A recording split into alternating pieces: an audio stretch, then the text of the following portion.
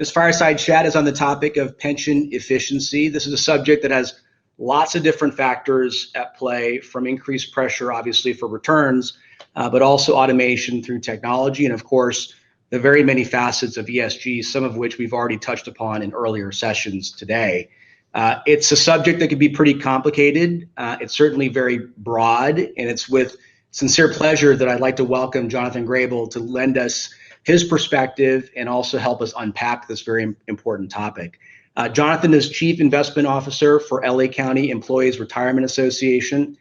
In that role, he manages a $66 billion fund on behalf of Lacera's 165,000 members, including 62,000 benefit recipients. In addition, he oversees the investments for the $1.9 billion healthcare benefits program administered by Lacera. And prior to his appointment with Lacera, Jonathan was CIO for Public Employees Retirement Association of New Mexico, where he oversaw its $15 billion fund. Jonathan also served as CIO for Montgomery County Public Schools in Maryland. And previous to that, he was a general partner at Baker Capital, a New York-based private equity firm. And earlier in his career, Jonathan was a licensed CPA. And like me, he's a reformed investment banker. So welcome, Jonathan, and thank you very much for being with us today. Well, it's great to be here, Hilton. Bandwidth challenge today, so just stop me if I don't come through clearly. But I want to thank also RFK Compass. The event and the conversation thus far is fantastic. Jonathan, let's get started here. The topic is pension efficiency, which, as I said, could be super broad. In the end, I think it's ultimately about gaining more return per dollar of expense or investment. So I think what we'll do is we'll approach the conversation with that efficiency lens while moving around a bunch of different topics of, I think, interest for the audience. But perhaps the place to start, and if you could help us set the table, is how you think about your own framework for efficiency, and whether it's through the lens of Lacera or more generally, your work with PARA and elsewhere prior to Lacera. What's important, what's unimportant, and how do you get everybody rowing in the same direction? Sure, and I really enjoy the question, and I've enjoyed our dialogue thus far, Hilton, in that I think that efficiency doesn't necessarily mean easy.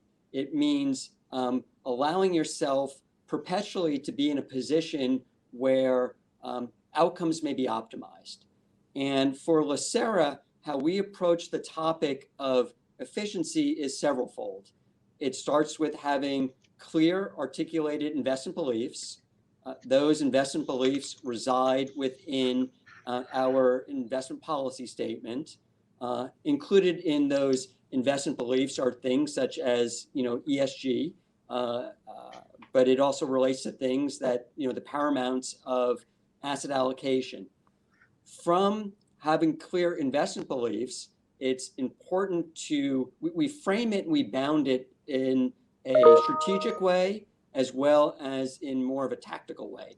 The strategic way is that we have a clear, articulated strategic plan developed by the team here with the board, and we've entitled that strategic plan Allocator to Investor, and in that we're not trying to be passive in all dimensions. We want to be active and engaged, and we really define it in those multiple dimensions or the axes of a graph being, our implementation model, whether we do it through third parties or direct, stewardship, that we engage and be active owners, as well as what's the cost of capital. And by that, all other things being equal, we would always choose the most liquid, least levered, lowest cost instance of any given exposure. We then, I mentioned the more tactical side of this conversation relates to having an annual work plan, such that we have clear projects that we want to work on every year.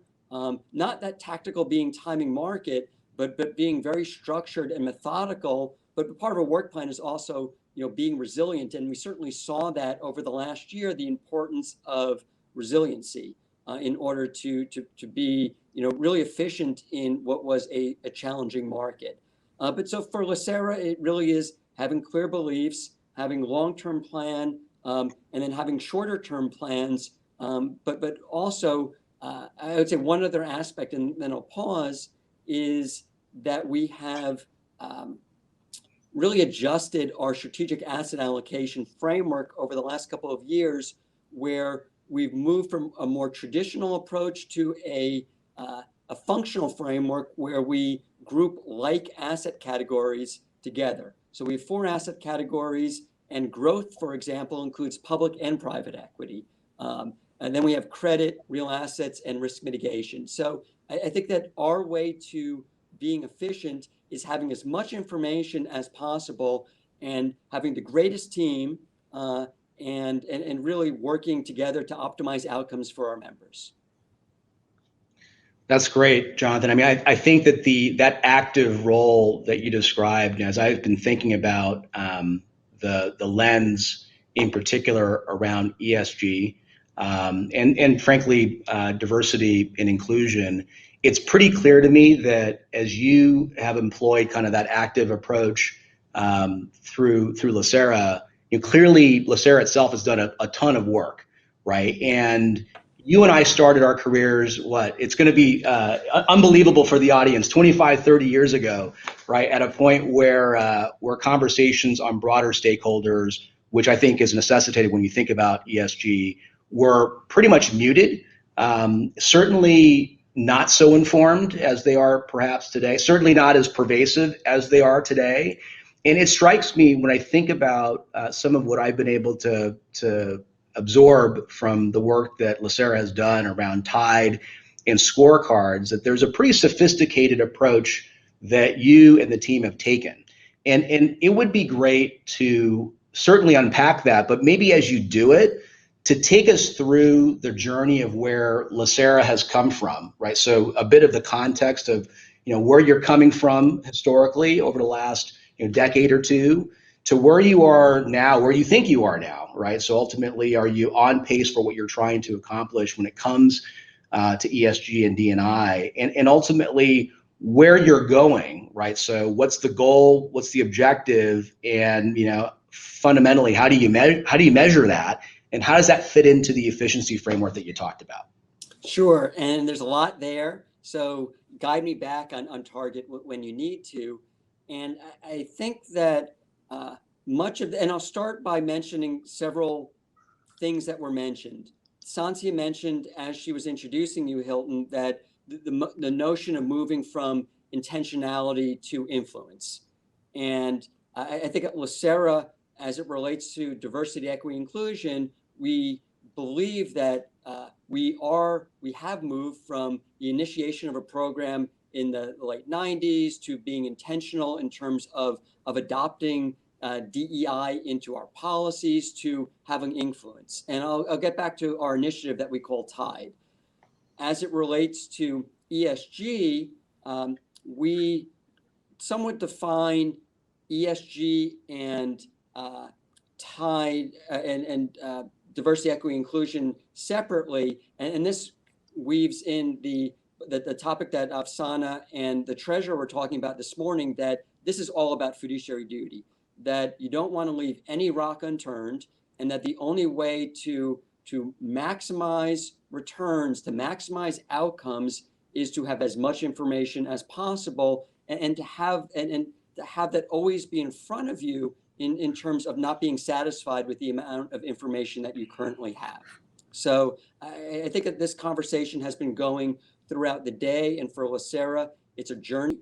We're certainly not at the beginning, but we're not at our end state, because we always want our end state to be better than our current state. So as it relates to ESG, and we view ESG more as a process as opposed to a product. I think it's really easy for people to say, oh yeah, we do ESG, we've got this 2% allocation, check the box. For us, it's a process, and it's part of how we rate every manager. You mentioned, Hilton, our scorecard, and we have a multi-factor scorecard, qualitative and quantitative, that includes risk-adjusted performance, operations and organization, ESG, as well as fees and the strategic value of the partnership. So ESG is part of the mosaic we create as to how we relate and how we score our current partners. And there are multiple factors in that. We also, as part of diligence of prospective investments and partners, we have a dedicated component of our diligence and scoring and ultimate recommendation dedicated to ESG. So for us, we believe that we have moved from an environment where we, once again, easy was looking at a two-dimensional rubric where you look at return prospects and risks. We're now in an environment where we're embracing ESG risks as well as other factors in order to have a much more holistic analysis of a prospective investment. So for Lacera on the ESG front, we're involved, in many organizations. We're active, with CII, with the PRI, with SASB. So it is a key input in terms of how we rate every partner, and we share that with them because our goal isn't just to score people, it's to help them improve because we think that better outcomes come from, better, more sustainable inputs. As we move from there to TIDE, TIDE stands for Towards Inclusion, Diversity, and Equity, and it's kind of a catch-all and umbrella that was adopted by the board for our multifaceted approach to diversity, equity, inclusion. And it ranges from our internal team to how we do diligence to advocacy. And that's everything from proxy voting to getting involved with groups such as ILPA to capital formation.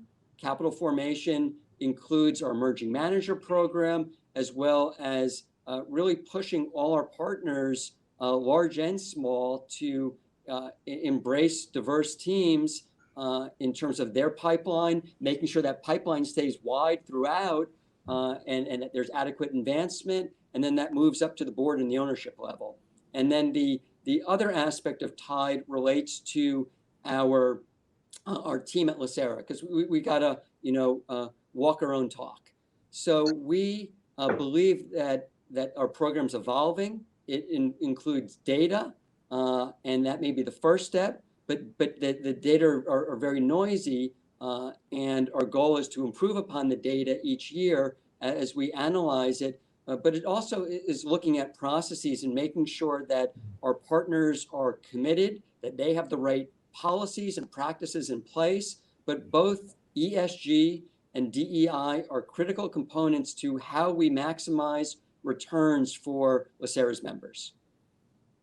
Hey, Jonathan, I really love the way you framed that and thinking about ESG as a process and not a product, because by definition, as we all continue to learn and evolve, and as the thinking about responsibility more broadly in terms of stakeholders beyond what has typically been the way that folks have thought about things, I think we're going to have to evolve. And I think the way you laid out that arc is a pretty informative framework for, I think, all of us to think about and to touch upon as we think about our own organizations. Now, if I take a step back and I think about what you had mentioned earlier relative to asset allocation, I'm wondering if you take ESG and you take some of what has happened over the course of the last, call it 2 or 3 years, and maybe in particular over the last year, with the infusion of so much stimulus, trillions of dollars worth of stimulus into the system. I'm wondering how much has that changed the way that you think about asset allocation beyond what you talked about earlier? What moves, adds, and changes do you think about in the context of how you deploy capital, with, again, all of that additional infusion of stimulus, as well as trying to balance that with the ESG lens that you just talked about? And it's really hard, for Lacera. That's the $67 billion question. So I'm trying to come up with the right answer, and I would say, a couple-fold. One is that tremendous monetary and fiscal stimulus has, I mean, first of all, it's amazing where the markets are today. If we were to look back a year ago, I was petrified. I was, looking at every cash flow, and it really caused us to change behavior at Lacera in that, we were modeling cash flow on a daily basis to make sure that we had adequate cash flow in our portfolio, which we do, but also modeling how we wired money, and we're going to work from a remote environment, which worked out phenomenally well. So I think that we're quite fortunate in how markets have performed. But as people much smarter than I have said that, luck isn't the strategy. It's not a good strategy. But I think that goes back maybe over a decade where there's been nothing but tremendous monetary stimulus for better part of a decade, which has reduced the cost of capital to nothing. And if you look at that, that has really rewarded financial assets and owners of financial assets. And that may get back to the prior panel that was talking about the S. A large component of that is monetary stimulus, global, coordinated, that has benefited capital. As it relates to our portfolio, one other aspect of that is, portfolio beta has worked. We've constructed a portfolio that's predicated upon diversification, and part of that is complexity. By and large, that complexity has been uncompensated. That, had an investor just been in a very concentrated portfolio, pick, some high beta growth names, that's all you would have needed with, some liquidity and some, ballast from bonds. But I think as we look at the markets going forward, I think that we can't lose sight of the need for portfolio complexity in terms of what that brings as it relates to diversification.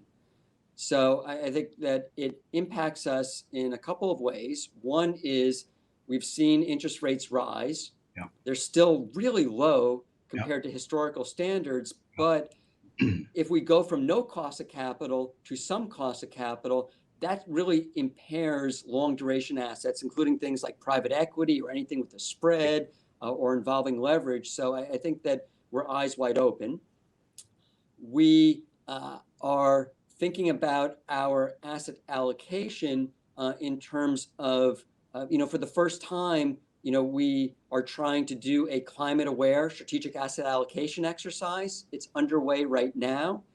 Back in the fall, we did a CVAR analysis, our capital market assumptions that the board just adopted, have had some scenario testing for how those candle charts may look as a result of long-term climate impact.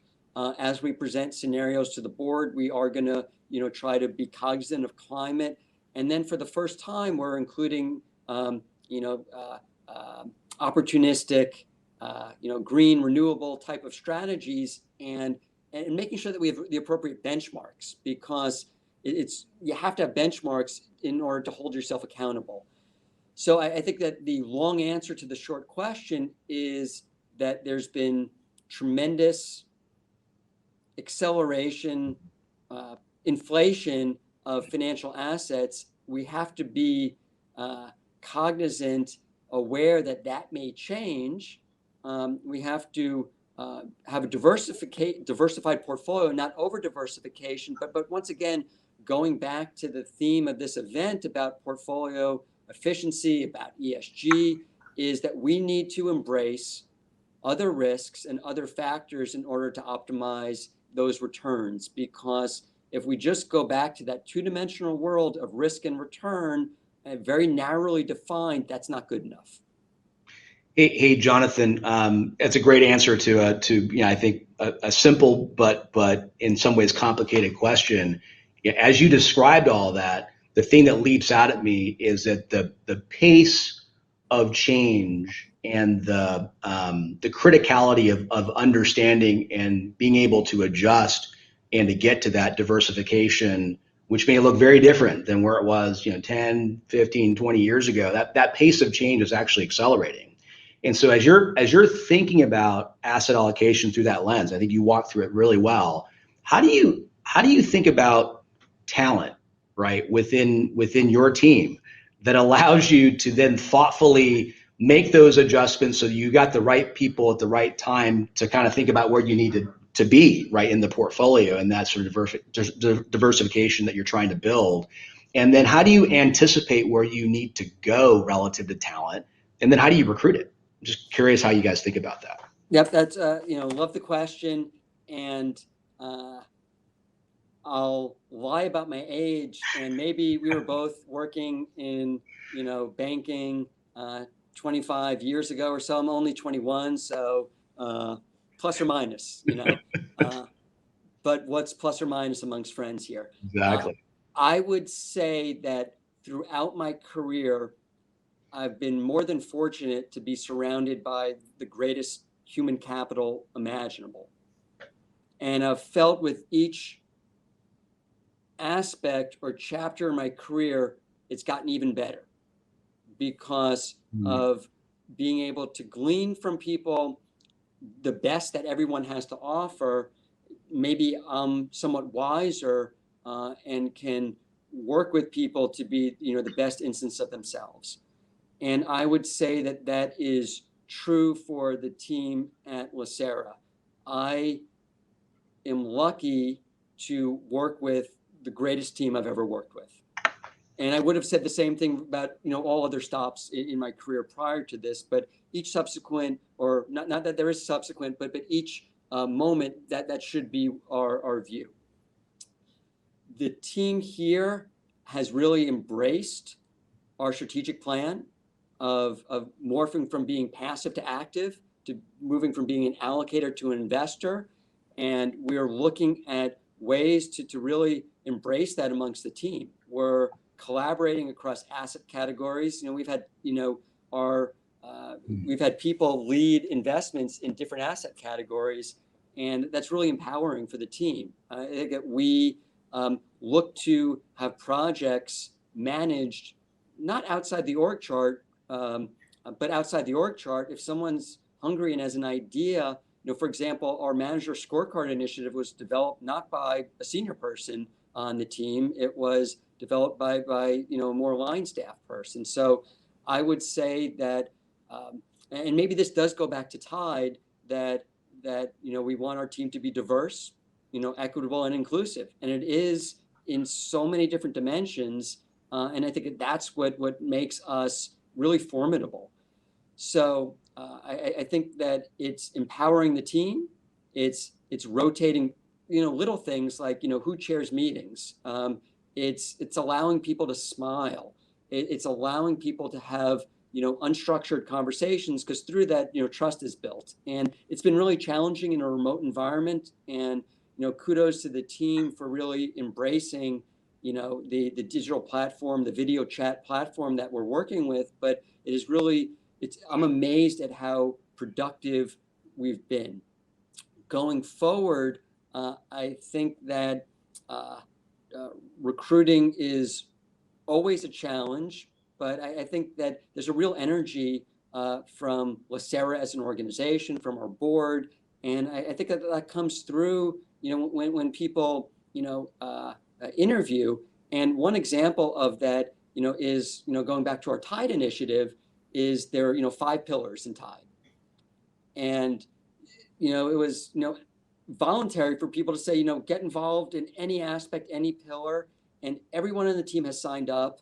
When we have our meetings, the amount of energy from the team and embracing something that isn't like it's homework for people, it's part of our DNA. And I think that once again, I use the word formidable. I think that makes the investment team and Lacera really formidable in terms of really optimizing a human capital, because that, once again, that is absolutely critical to our success. John, I have to say the way you answered that question says volumes about you as a leader. I mean, that's, it is a statement on kind of culture being built and led from the top, because the way that you answered it, you actually started with the imperative to learn first. right? And then you kind of got into your team, and I think that they're quite I think lucky to have a leader like you. It's a great answer to the question around talent. I have one more question, and then I want to hand it over to Sansia for some questions from the audience. But before we go there, I think efficiency isn't always planned, right? And one of the silver linings of work from home is that we've all had to kind of learn to work differently. And like many others, we've been able to run with lower operating expense as a result of work from home. The time that we've gotten back from travel and just friction costs and commuting has allowed us to turn the crank a few more times on things and allow us to see some more shots on goal as a result. And I would say the biggest impact, and you kind of touched upon this as well, the biggest impact has been the ability to staff across the team, right? So literally that greater virtual scale, because of our ability to staff across offices, has given us better utilization, allowed us to apply talent to where it can best be applied. And we think that we're going to likely retain many of these artifacts as we move back into the new normal. I'm just curious, as you think about the last year and change, how has Lacera changed the way it operates? What do you think is going to stay and stick, and what do you think is going to go? Hey, so John, where I was going was that, look, there are lots of things that have been silver linings in terms of what's happened with work from home, and I talked a bit about where we've been able to staff teams across different projects from a cross office perspective and just be more efficient and thoughtful about where we can deploy the talent because we're virtually at a different scale. And I'm wondering, when you look at Lacera in the last year, what has changed most about how you operate? What do you think you're going to retain as we get back to some form of the new normal? What do you think is going to fall away? I'm just curious how you guys are thinking about things. I think that we've learned a lot about our processes. I think that our diligence has improved. We have learned that we can have more people involved in diligence and that we could do much of it remote. There's still a lot of visual cues you pick up when you meet with people. So I think diligence going forward will be a hybrid. But I believe that that we do much more operational diligence, much more comprehensive diligence than we've ever done. And one other aspect of diligence is the other side of it. I think in many cases that the silver lining relates a little bit to democratization of access, that we've been able to meet with more firms, have more people on our team, and a firm that we heretofore did not know. We've been able to have more ad hoc meetings that may not be a full day, that require travel, or that principal to get on a plane, come to LA. I think that it's really is widened the funnel for us, and that maybe there's better access. And so I think that may be a really positive thing to come out of this is, and once again, put aside all the tragedy, is that maybe for all of us, we have learned that we can widen the funnel and really have more of our team and a third party's team engaged in diligence. Great. Thank you, John. Maybe with that, Sansia, we can probably have time for a couple of questions from the audience. Sansia? Looks like she's dropped off.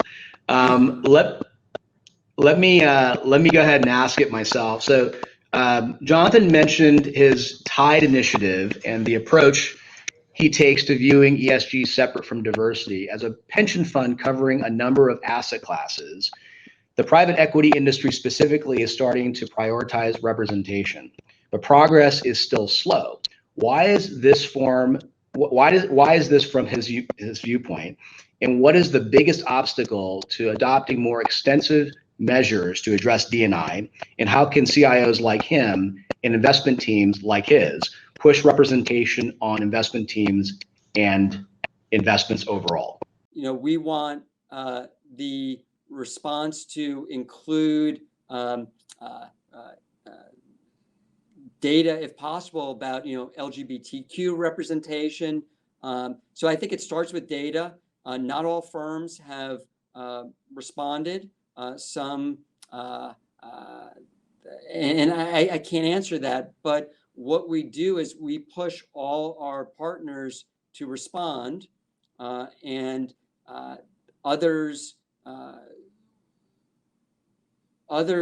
we push to write policies, to engage with, ILPA, for example, with their Diversity in Action initiative. We're an early signatory to that. So what we're trying to do is push, to agitate. And I think that this is something that, that one other aspect is, I know that the prior panel had some European representation. Laws are different by geography, as well as some firms we've found when they share data with us will share kind of global data and not recognize the nuances from different geographies. That if you combine an office in Mumbai, Shanghai, Dubai, London, and New York, your firm looks like this, but it still may not be diverse. Yet the global data may show that it is diverse. So I think that, and then there's noise, not just in the numerator, but in the denominator as it relates to what's the best way to think about, public companies where there's universal ownership. So I wish I had a better answer as to why it's not better. But I know, Lacera, we're looking to, take our baseline, improve the quality of the data and the direction in which that data moves year over year. Great. Thank you, John. Look, I think we're up against time. We've had a little bit of technical difficulty, but I think we got through a lot of meaty topics and really appreciate all of your insights and perspectives. I love ESG as a process.